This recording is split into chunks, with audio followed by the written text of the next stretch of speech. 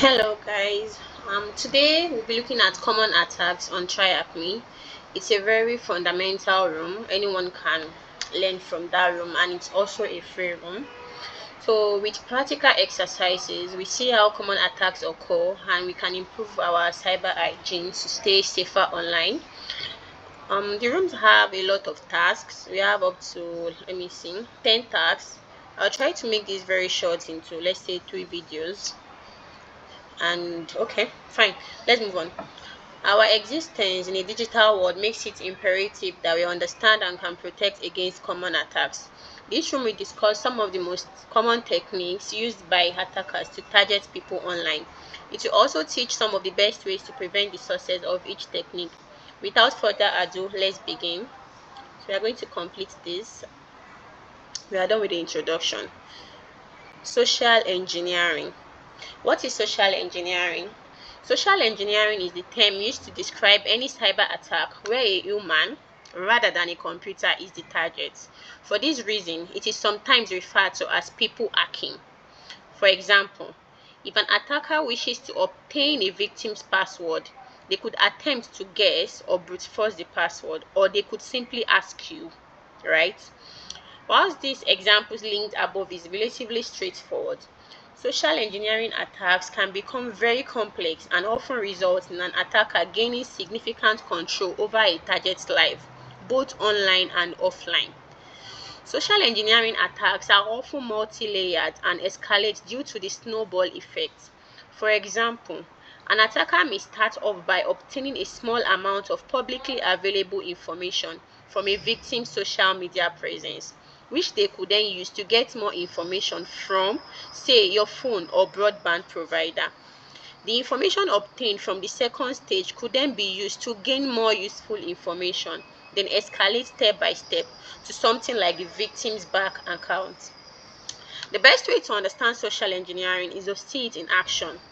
These videos from DEFCON 23, one of the largest hacking conferences in the world, and CNN demonstrate some of the immense power in social engineering. They are both well worth a watch. Move here. You can watch the video on YouTube here. The link is there. Phone provider? Okay, so we'll not be doing that today, right? But if you're interested, Are you you can a go on STEM and watch professional and are looking the to apply video. for U.S. Okay, good. Other forms of social engineering. Charismatic hackers calling your phone company and taking possession of your account is one form of social engineering. However, there are many other types. Social engineering is actually a vast topic encompassing any attack that relies on tricking humans into giving the attacker access rather than attacking the technology directly. Whilst direct interaction with targets is the most common style of social engineering, other examples include dropping USB storage devices in public, e.g. in company parks, in the hope that someone, often a company employee, will pick one up and plug it in a sensitive computer. In a similar vein, attackers may leave a charging cable plugged into a socket in a public place. In actuality, the cable contains malicious software such as keyloggers or tools to take control of the victim's device. We have a case study here that we would like to read. Stuxnet. Stuxnet was the name given to a particularly nasty computer virus which was allegedly developed by the governments of the United States and Israel that was originally used to target the Iran nuclear program in 2009. Due to its ability as a worm to self-replicate, that is, it will clone itself across networks including the internet, the virus escaped and became much more widespread than was intended. Multiple variants now exist, making Stuxnet a particularly hard-hitting and notorious weapon. You can read more about the background of Stuxnet here. What makes Stuxnet particularly interesting for this section is the original method of infection. The virus can clone itself across networks, but that doesn't help much when the target network is a nuclear weapons development facility with no access to the wider internet. The question became, how can you get a virus into a network that doesn't let anything in or out? The answer was simple. You drop a malicious USB devices in places where workers at companies that dealt with the facility would find them and hope that one of them plugged the device into a work computer.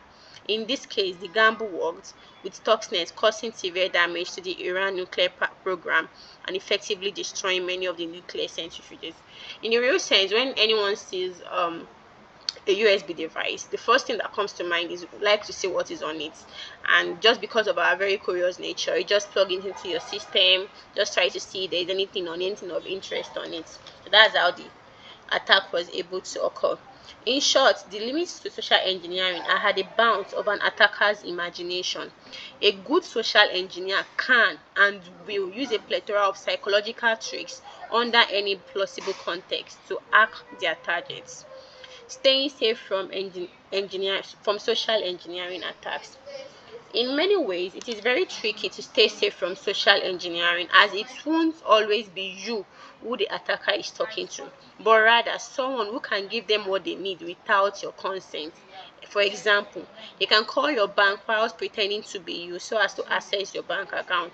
That said, there are still measures you can take to protect yourself from social engineering attacks. 1.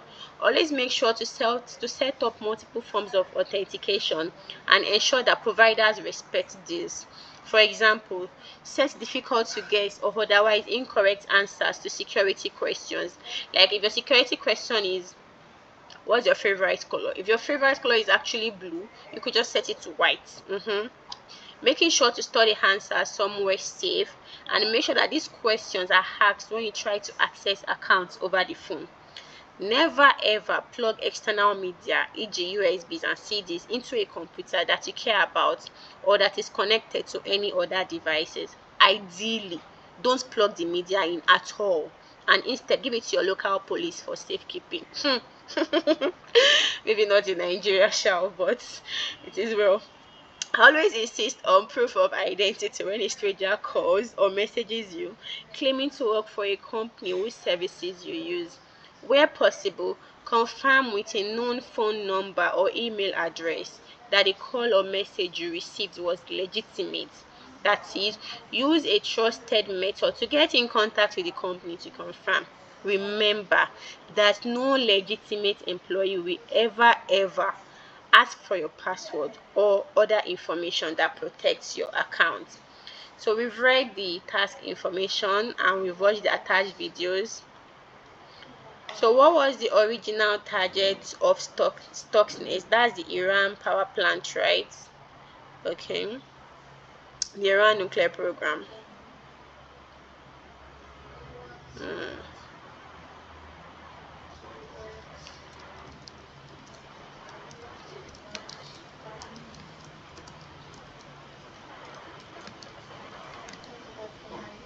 So with this, we've come to the end of what social engineering is. Stay tuned for more. Bye.